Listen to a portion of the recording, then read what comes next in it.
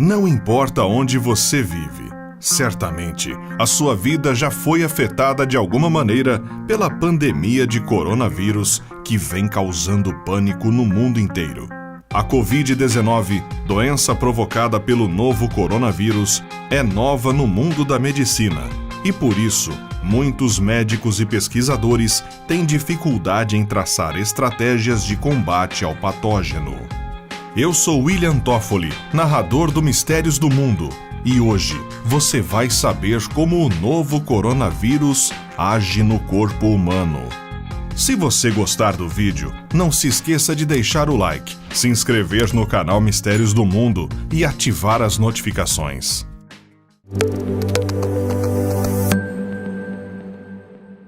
Governos do mundo inteiro vêm aplicando severas restrições em seus territórios e incentivando as pessoas a permanecerem o máximo possível dentro de suas casas para evitar que o contágio seja ainda mais veloz e mortal.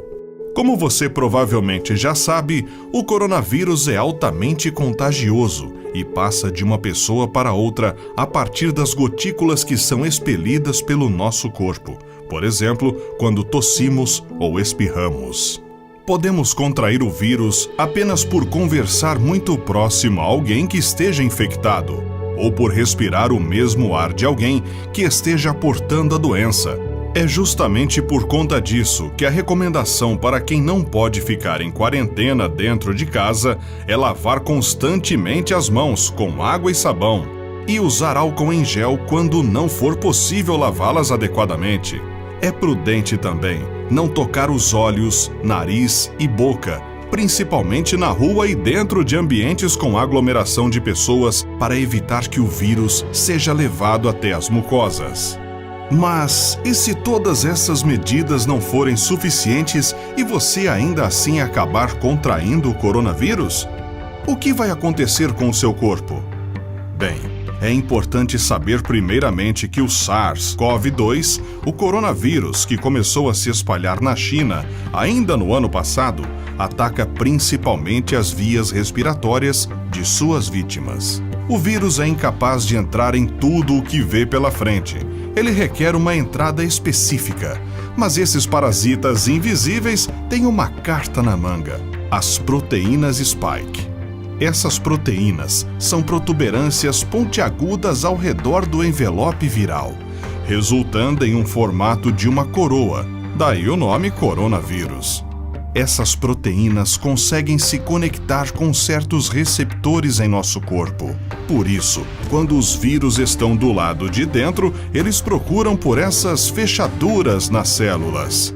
O SARS-CoV-2 consegue se conectar a uma proteína chamada ACE2, que está presente em vários tecidos do nosso corpo, incluindo nariz e boca.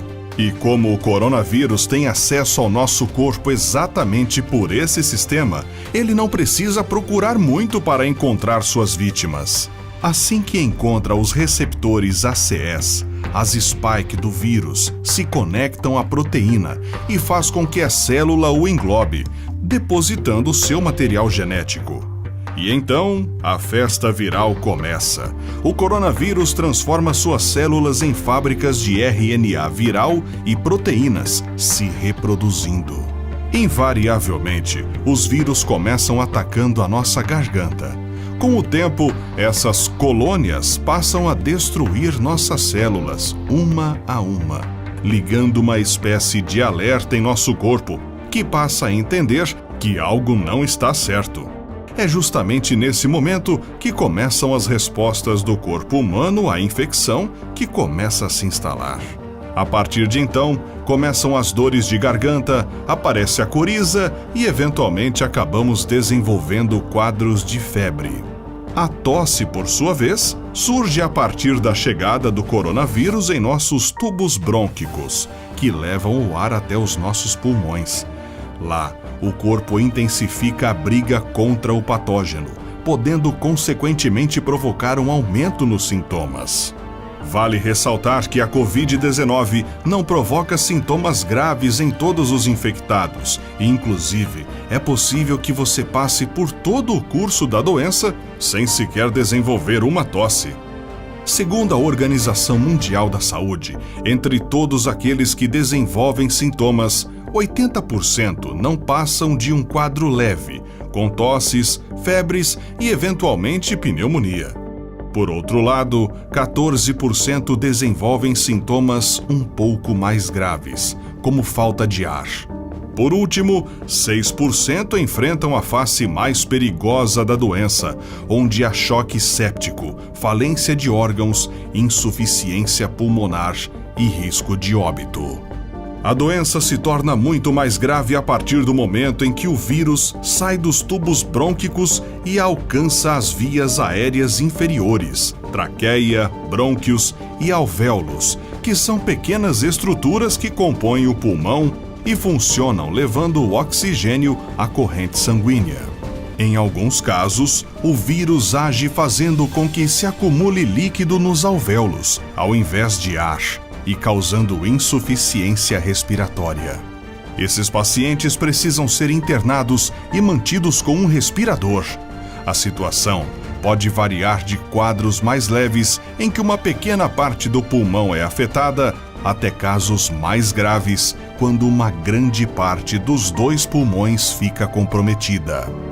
Estudos mostram que, mesmo após a recuperação das pneumonias mais graves, até 30% da função pulmonar é perdida.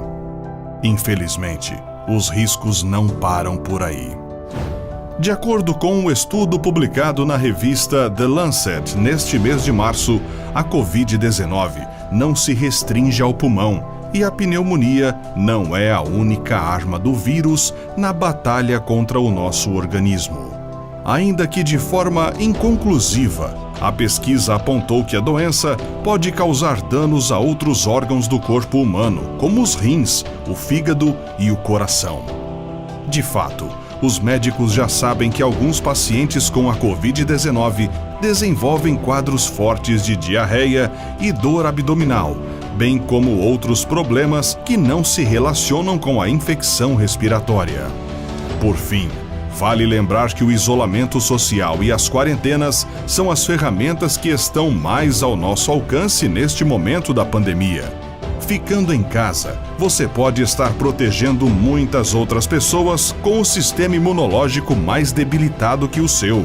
São essas pessoas que compõem o chamado grupo de risco, que incluem idosos, doentes crônicos, fumantes e imunossuprimidos. Como as autoridades insistem em dizer, não se trata de pensar apenas na própria saúde, porém, na saúde pública como um todo.